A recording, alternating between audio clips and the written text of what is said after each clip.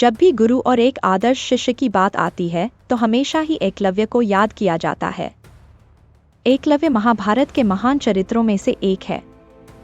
महाभारत के इस पात्र का जन्म एक भील जाति के राजा हिरण्यदनु के घर हुआ था।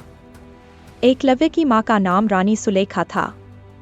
एकलव्य के पिता हिरण्यदनु श्रृंगबेर राज्य में भील कबीले के राजा थे। एकलव्य का मूल नाम अभिद्युम्न था। भील एक धनुर्धारी और शूरवीर जाति होती है, इसीलिए वह बचपन से ही धनुष बाण चलाने में काफी माहिर भी था। महाभारत में वर्णित कथा के अनुसार एकलव्य धनुर्विद्या में उच्च अभ्यास पाना चाहता था, इसीलिए एक दिन द्रोणाचार्य के पास जाता है, जो कौरव और पांडवों के भी गुरु थे। एकलव्य उनके पास बहुत निष्ठा और विश्वास लेकर जाता है, लेकिन छोटे कुल के होने के कारण द्रोणाचार्य ने एकलव्य को अपना शिष्य स्वीकार करने से मना कर देते हैं। उसके बाद एकलव्य भी ठान लेता है कि वह धनुर्विद्या द्रोणाचार्य से ही सीखेंगे, इसलिए वह एक वन में आश्रम कुटिया बनाकर रहने लगते हैं और वहीं पर पेड़ के नीचे गुरु द्रोणाचार्य की प्रतिमा को बिठाकर उन्हीं के सामने प्रत्येक दिन धनुर्विद्या का अभ्यास करता है।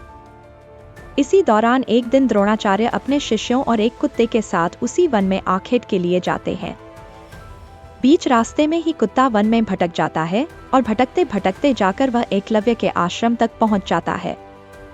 उस समय एकलव्य एकाग्रचित्त होकर अपने धनुर्विद्या का अभ्यास कर रहा था, लेकिन कुत्ते के भौंकने की आवाज से एकलव्य के अभ्यास में बाधा आ रही थी। तब एकलव्य ने अपने कौशल से कुत्ते के मुंह में इस तरह बाण चलाए कि कुत्ते को जरा सी भी आहत नहीं पहुंची और उसका मुंह भी बंद हो गया।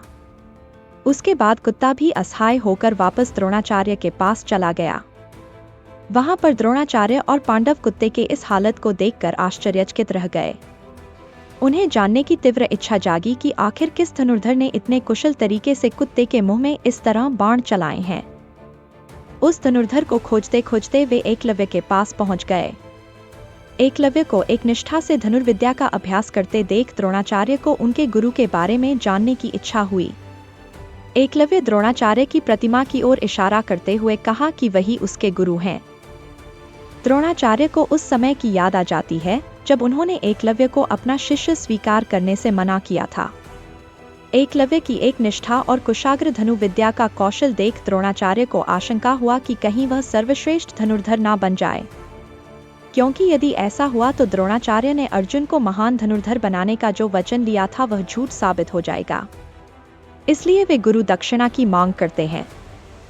एकलव्य गुरु दक्षिणा में अपनी प्राण देने की बात करते हैं, लेकिन द्रोणाचार्य उससे अंगूठा मांग लेते हैं और एकलव्य तत्क्षण बिना कुछ सोचे अपना अंगूठा काटकर द्रोणाचार्य के समक्ष प्रस्तुत कर देता है।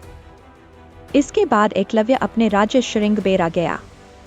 एकलव्य के युवा होने पर उसका विवाह भील कन्या सुनीता से हुआ। सुनीता के गर्भ से एकलव्य को एक पुत्र रत्न प्राप्त हुआ, जिसका नाम केतुमान रखा गया। एकलव्य अपने पिता की मृत्यु के बाद श्रृंगबेर का शासक बन गया। अमात्य परिषद राजसभा की मंत्रणा से उन्होंने अपने राज्य का बहुत अच्छे से संचालन किया, साथ ही राज्य की सीमाओं का विस्तार करने के लिए भीलों की एक सशक्त सेना का गठन भी किया। एकलव्य की मृत्यु के बाद एकलव्य के पुत्र केतुमान ने वहां का राजकाज संभाला और बड़ी कुशलता से राज्य का संचालन किया। बात करें एकलव्य की मृत्यु की तो महाभारत के कथाओं के अनुसार एकलव्य ने राजा बनने के बाद जरासंध का साथ दिया था। मथुरा के खिलाफ आक्रमण में उन्होंने अकेले ही बहादुरी से यादव वंश के हजारों सैनिकों को मार गिराया था। इस युद्ध में जब भगवान कृष्ण रणभूमि में उतरे तो उन्हें पता चल गया कि 4 अंगुलियों से धनुष बाण चलाने वाला एकलव्य ही है। इसी युद्ध में भगवान कृष्ण के हाथों एकलव्य को वीर गति प्राप्त हो गई। इस तरह एकलव्य भील एक श्रेष्ठ राजा के साथ साथ महान और एकनिष्ठ धनुर्धर थे, जो अपने गुरु दक्षिणा के लिए आज भी जाने जाते हैं। अगर आपको यह वीडियो पसंद आया हो तो कृपया लाइक करें, शेयर करें और हमारे चैनल डिवोशनल डायरीज को सब्सक्राइब करना न भूलें। आपका समर्थन हमें और भी आध्यात्मिक कंटेंट बनाने के लिए प्रेरित करता है। धन्यवाद।